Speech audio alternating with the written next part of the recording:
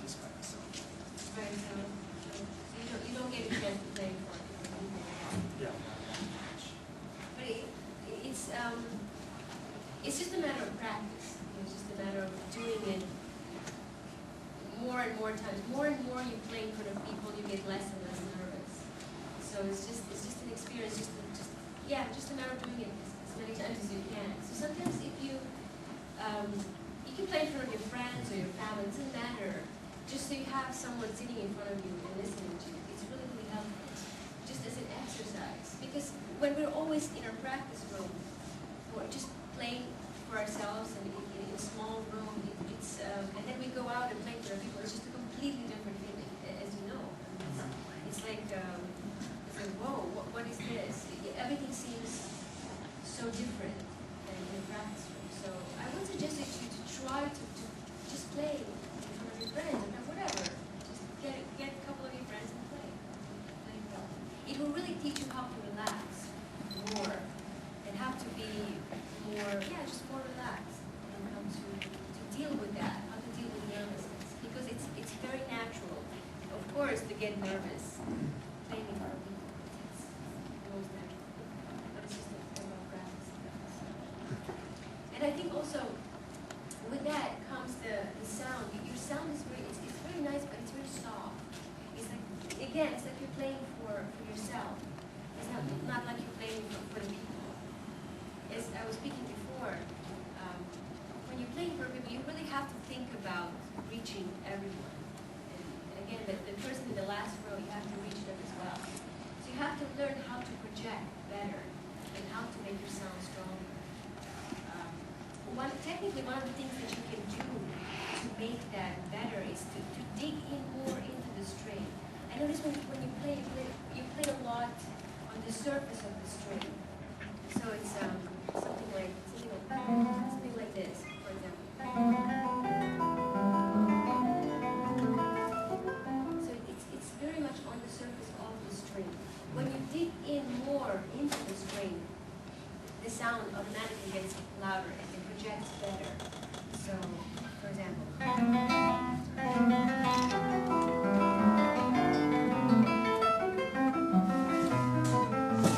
So, do you know what I mean by digging into the string rather than playing on surface? Yeah, just more. More. It's like you're pushing into the string as opposed to playing like this.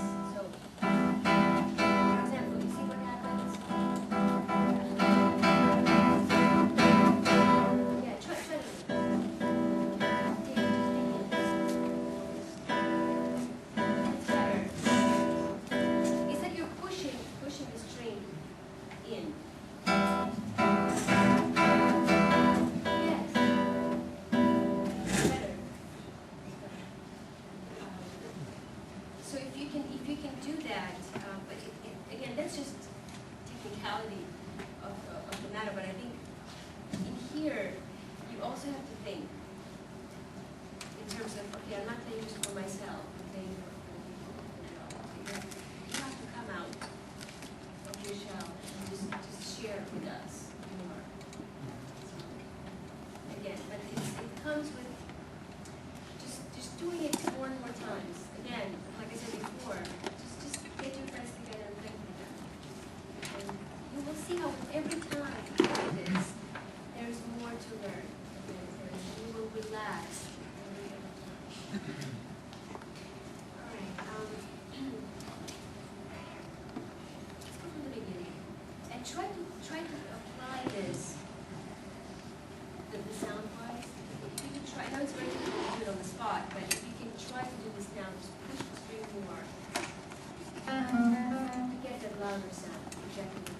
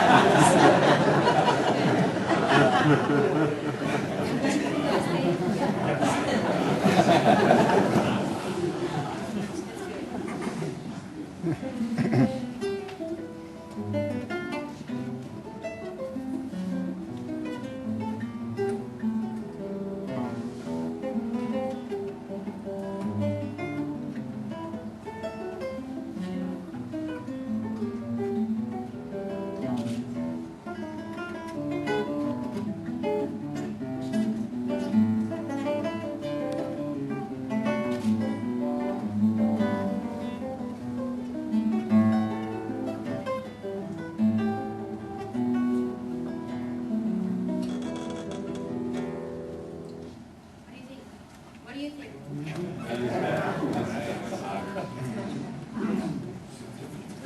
Really, I mean, it's a completely, it doesn't work.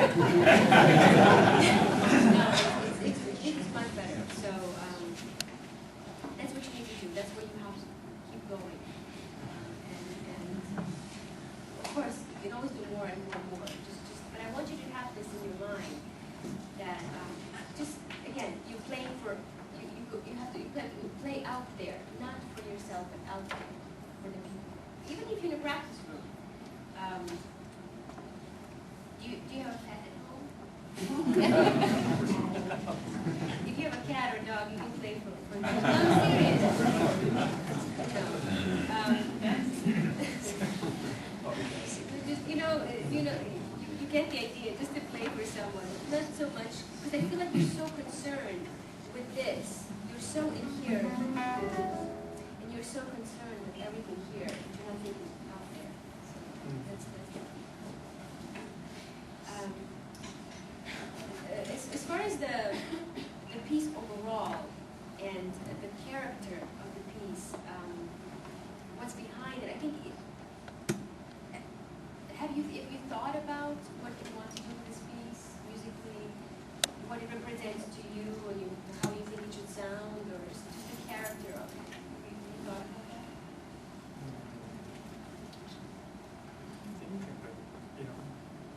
doesn't know how that, put it together. Right. How to put it here. Yeah, sometimes, like, I don't move smoothly, you will just like stop me. Yeah. Sometimes. Yeah, I noticed that you make a lot of stops. It's not as smooth as it should. First of all, I think it's a little bit too fast. I don't think you have to play it that fast. I think you pushed yourself a little bit too much to play too fast. If you take it a little bit slower, it will sound much better and more relaxed. But whenever you don't feel comfortable with the piece that you're playing, it's usually because you're playing it too fast and you're not as comfortable as that. So always take it a notch slower. Because this one doesn't have to be fast. I mean, it's a waltz. It has to feel comfortable to you.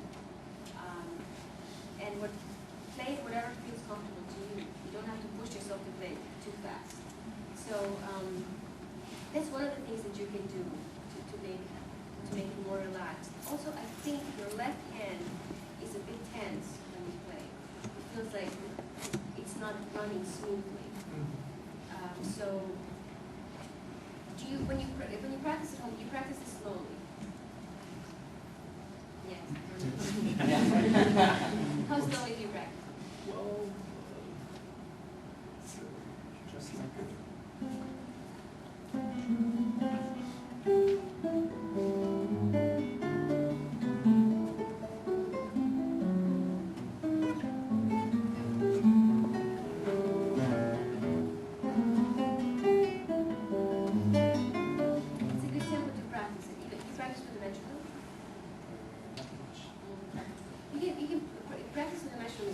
it's very important and very helpful. So I would suggest you to practice with the measurement and very, very slowly, even slower than that. Slower you practice, it's better for you. It's slower. Practicing slow is one of the most important things because we're so used to playing always fast and we want to play fast. But if you practice slow at home and then gradually increase the tempo, it sounds so much better. So that's also one of the things you can do. As far as the left hand, when you play a piece, do you think ahead or you just play sort of in a moment? Are you thinking? What is your thought process when you play? Sometimes, yeah, sometimes I can catch up, just a little bit at a time. Okay. If it's not okay, we just kind of stuck in that moment. Stuck in a moment. Okay. Yeah. What happens? What happens is, I know what you mean. I mean, what happens is if you think too much in the moment, and then you're kind of restricting yourself too much. You have to think ahead. So, especially in a piece like this where there's so many shifting, you have to shift from one place to another, and you have to go back and forth. It's a lot to handle with a left hand. It's always good to think ahead. So if you're playing, while you're playing this, you should already be thinking about where you have to go. So you have to go here. And automatically, while you're shifting, while you're in the air, you have to set your fingers where they need to be. So it's here. You understand? So it's always preparing your hand, preparing yourself in your head to where you need to go. Don't think so much in the moment. Like, let's say, okay, I'm here, now I have to go here. Because that's what creates those breaks in between. You know? So, because it sounds a little bit like that, a little bit like you hesitate. So you have to smooth that out more. And the only way to do it is to really think ahead, prepare your hand before it gets there. So by the time it gets there, it's ready. Okay? Do you understand? If there's anything that I'm saying that's not clear, please ask me. If there's something that you want me to explain better, or if I'm not explaining well, just ask me. Yes. So it's just thinking ahead and planning. You want to try to do that a little bit?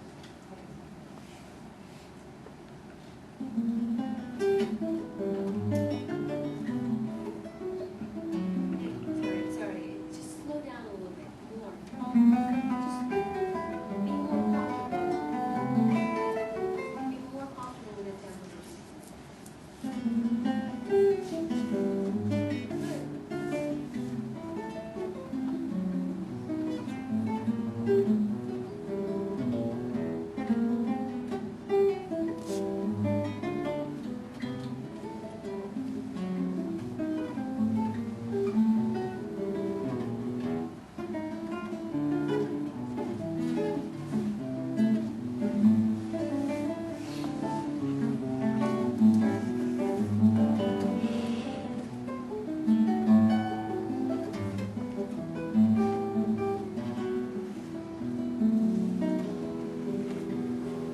Much better. It's much smoother. So you see, as soon as you slow down a little bit, you feel more comfortable. There's no need to play fast and to have to play fast. Just slow down. Did you feel different? Did you feel the difference, or Yeah. yeah, you felt more relaxed? Much better. Now try to do that the sound that we talked about, the projecting and more. Try to dig into the things louder.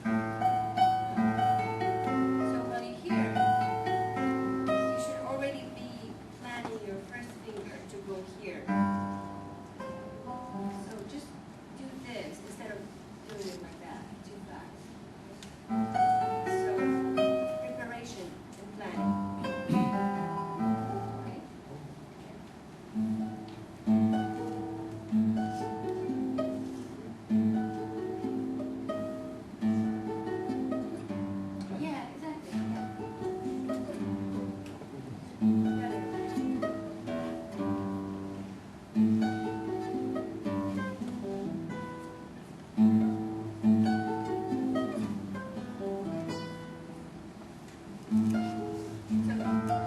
get better. So you're here. So while you're playing this note, already stretch this finger. Right.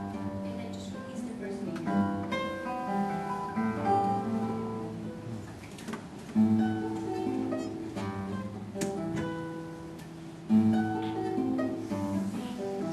It's going to take some practice to get home.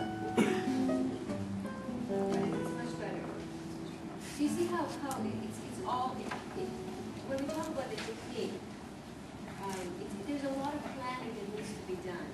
It's sort of like a map, like which fingers do I need? I don't always need all these 4 fingers.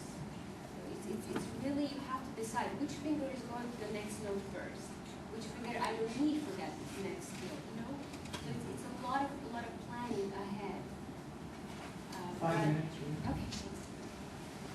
Rather than just thinking that we always need this, we don't need that. Understand? Especially in a piece like this where there's so many, shifts and it's not an easy piece. So we really have to do the work that needs to be done. The preparation is part of the work to make it as smooth as possible.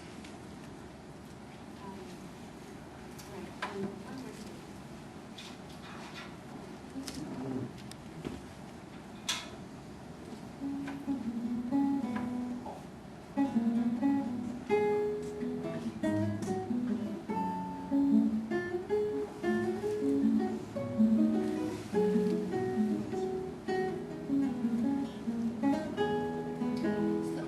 Slow down here. You don't have to rush to get there. Slow down.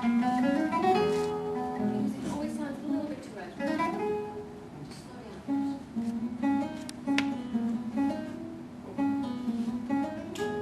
Yeah. Yeah, and this note also has to be louder. Here, when you play this part, try to think a little bit more what's happening in the melody, so in the higher voice.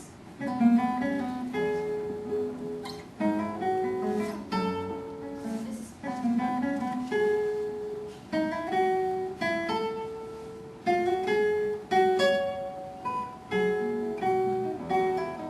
you see what's happening in the play just the upper voice.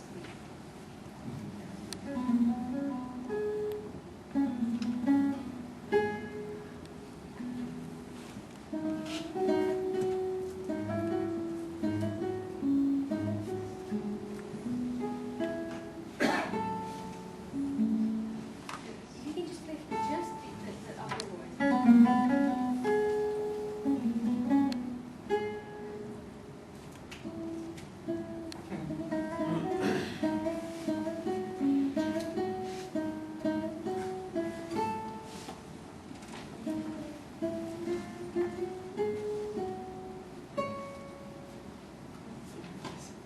Yeah, it's strange, isn't it? Just trying to get.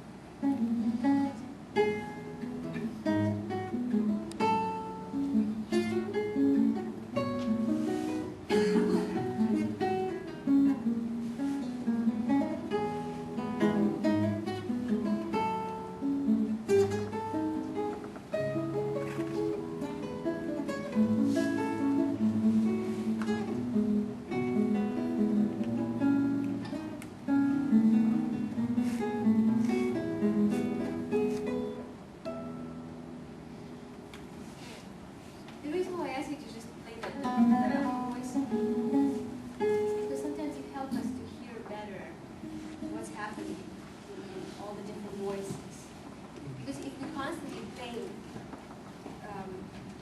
all the voices together, it's really hard to hear what's happening. So if you play just the bass or the upper voice, it makes it clear what is happening in the music. It helps you to analyze better. It helps you to see better what is written in the music. Because music is not just a lot of notes put together. It has a meaning. It has a place to go. It has been somewhere all about realizing and understanding what's in the music. And I think that will really help you play music better to express it. Okay? Thank you. Any questions? That's a good question.